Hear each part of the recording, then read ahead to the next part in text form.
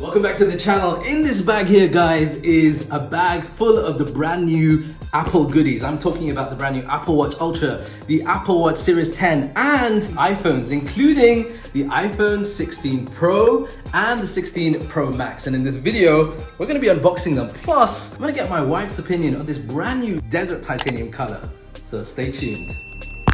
Right, we've got quite a few products to unbox, but I'm gonna keep the Apple Watch Ultra, the black one, and the Apple Watch Series 10 for a separate video. In this video, we're gonna be focusing on the new iPhone 16s. My favorite, the iPhone 16 Pro Max. This is now a larger size, so let me just tear off this. Inside this year, we get very basic packaging. So we get the iPhone itself. This year, it's larger. It's a 6.9 inch size, which, I mean, yeah, it still feels good in the hand. We'll take a closer look and I'll compare this with the iPhone 15 Pro Max. But we get very basic. I mean, there's no Apple stickers in here whatsoever, just some paperwork. And you get a nice longer braided, was it the same size? Yeah, it's a USB-C to USB-C braided cable. Within this region, SIM ejector tool, because we still have SIM cards in our devices. Now this black titanium looks really nice. You've probably seen a lot of videos with the desert titanium, which is a new color, but I've been rocking a lighter iPhone for a few years now, so I wanted to go with something a little darker. This is a 6.9 inch display. It's absolutely stunning. And you'll notice the thinner bezels, especially when you compare it with an iPhone 15 Pro Max. Certainly thinner bezels. Side by side, it's slightly wider and slightly taller as well. But I'm surprised, in my hands, it certainly feels quite comfortable. This is the new color. This is called Desert Titanium. Are you ready to see it? Right, let's see your reaction. I'm gonna let you unbox it first. Okay. Just remember not to drop the phones. I've already seen it at the briefing. I've not seen it. You haven't seen it at all. So, drum roll. That's not as easy as Turn it around gently. We don't want to drop it. Wow! That's actually really nice. You like the color? Wow, that's beautiful. Bombs, that is actually really nice. All right, take it out. Because there's more. Gosh, that is so stunning. Are you for real? Wow. Am I the only one that isn't kind of deeply in love with this color? This is really nice. Really? Wow, actually, I was thinking it might be like a yellowy kind of color. It's actually beautiful. It's like a rose gold. Yes. It's like a rose gold. It is. It reminds me of the old, perhaps the 14 Pro. Remember when they had gold?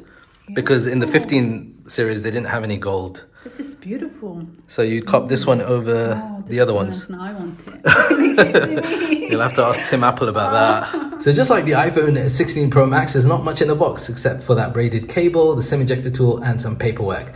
Now look, this new desert titanium color I think is nice. I'm not sort of head over heels about this.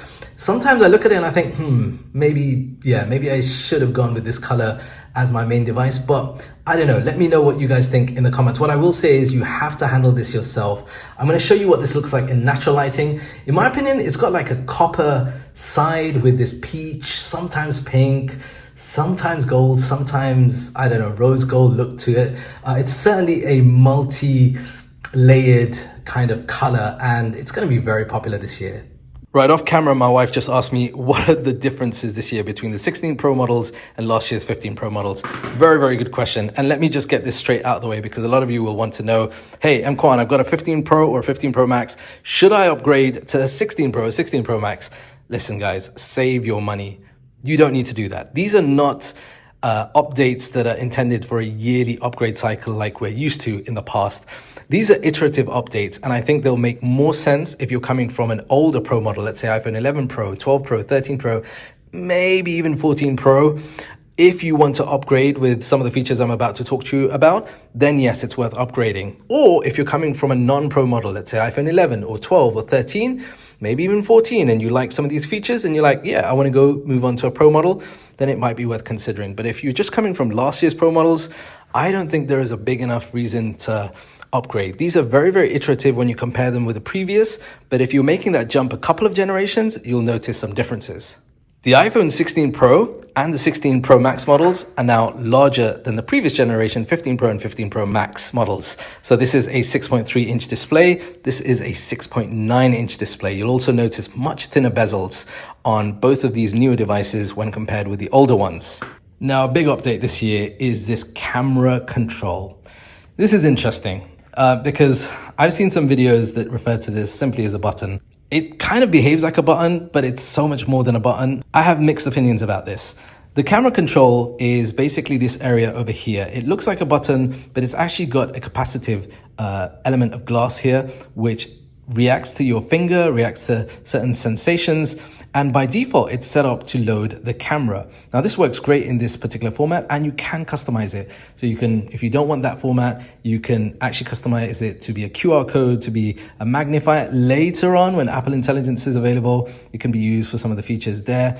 And we're hoping for more third-party apps that will incorporate this. I think currently right now, Snapchat has something there. But essentially, this requires a bit of a learning curve because you press it once, and then depending on how hard you press it, you can actually then slide through to go through different options. So right now, I'm able to zoom all the way in and zoom out in this way. But if I double press here, I can then get further options that I can then go into. So for example, if I wanted to go into tones and then change that up, I can do that. Now, it does require some getting used to.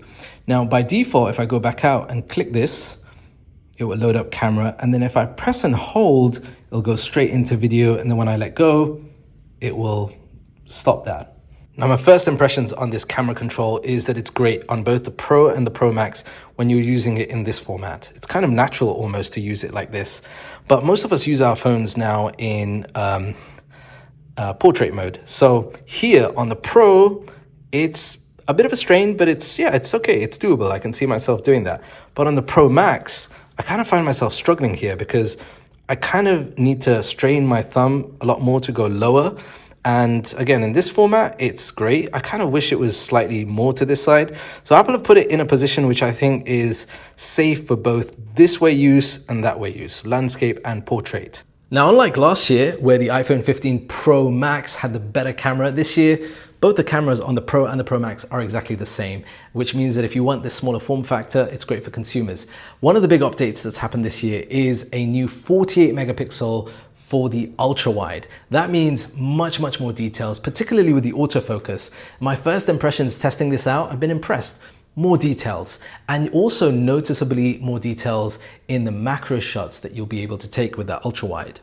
This year, Apple have also included color styles, basically adding to what they did last year with photographic styles, but you can actually customize these a fair bit. And I've been playing around with this. It's certainly going to make your photos more unique. You can change up the brightness, you can change up the color, and also the intensity as well. Now, there are a whole range of other updates internally, including the A18 Pro chip. This is a 3nm chip. Heavy focus here on performance, in terms of battery performance, in terms of the AI element of what these phones will be able to offer. Talking of AI in a second, but when it comes to battery performance, it's too soon for me to give you an opinion. I really need to test these out. So another reason for you to subscribe, and I'll give you my honest feedback with a day in the life video, but hopefully better performance there when it comes to battery. And also, more importantly, there have been changes internally to improve on the thermal capability as well. We also get a new 4K at 120 frames per second, and I can't wait to test this out and show you some of the results. But my initial playing around has been very impressive. Now, one of the other cool features is spatial audio, and this is the ability with the 4 microphones to be able to isolate the voice, especially when you are filming. So I've got dishes being washed in the background, I've got kids talking, and I'll be able to isolate my voice with the rest of the voice.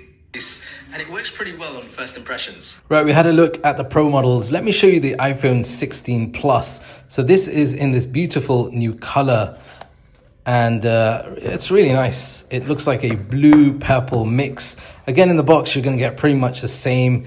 Very minimal this year, but wow, that looks so nice. And you know, compared with last year, which we had the very faint pastel colors, this looks incredibly vibrant, incredibly beautiful. So what's different when it comes to the hardware? Well, let me show you this. You might have seen this in last year's Pro models. They're bringing the action button to this year's consumer level iPhone, which is a nice touch. You can customize this for a whole range of different actions.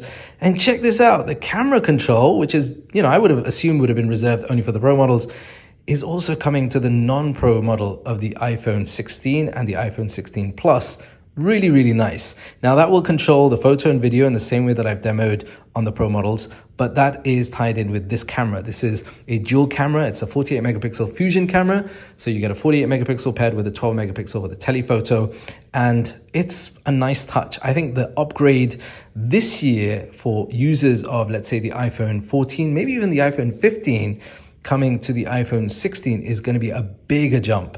And that gap between what is offered on the consumer level iPhone and the pro level iPhone is, the gap is shortening more and more. Now, what I will say, however, is on the front display, we still get that 60 hertz display.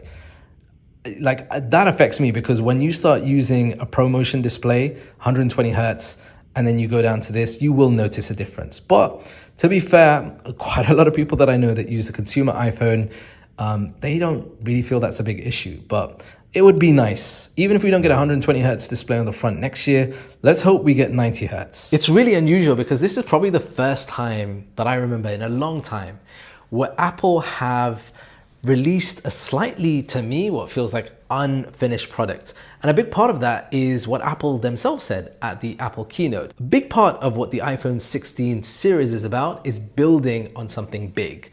But it's not quite there yet because it's missing that all-important Apple Intelligence. And they spent so long talking about all the cool functions and features of that. But guess what? None of them available are right out of the box. And I don't know, I feel like Apple should have released these with some of those features because it would have given people a chance to kind of better understand what might be coming in the future. Here's the thing, some of those features will be available next month, and then they'll be rolled out over the course of the year. And that makes it tough. It makes it tough for me as a content creator to talk about something that's not really here yet, but it also makes it tough for consumers to kind of look at these new iPhones and say, yeah, they're fundamentally different for me to consider upgrading. Credit where credit is due. Apple is one of those companies that does, for the most part, stick to their promises. And they've rolled out features in the past, and those features have improved with time. So in this case, I'm going to give Apple the benefit of the doubt and say that I am really looking forward to testing out these devices once again after Apple Intelligence has started to roll out, because I can't wait to see what these devices do and build on when it comes to Apple Intelligence. But yeah, let me know your thoughts in the comments down below. And if you've enjoyed this video, be sure to hit that subscribe button. Check out some of this other content related to this year's new Apple products, and I'll see you in the next video. I'm M. Kwan, peace and blessings.